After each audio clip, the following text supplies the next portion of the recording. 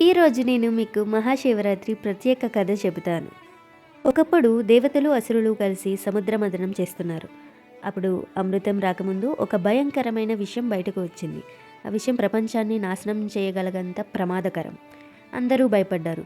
దేవతలు సహాయం కోసం శివుడిని ఆశ్రయించారు. లోకాన్ని రక్షించడానికి మహాదేవుడు ఈ విషయాన్ని తాగారు.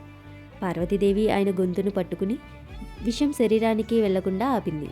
అందుకే ఆయన గొంతు నీలంగా మారింది. మనం ఆయన్ని నీలకంఠుడు అని పిలుస్తాము. అలాగే ఈ పవిత్ర రాత్రి శివుడు పార్వతీదేవిని వివాహం చేసుకున్న రోజు కూడా.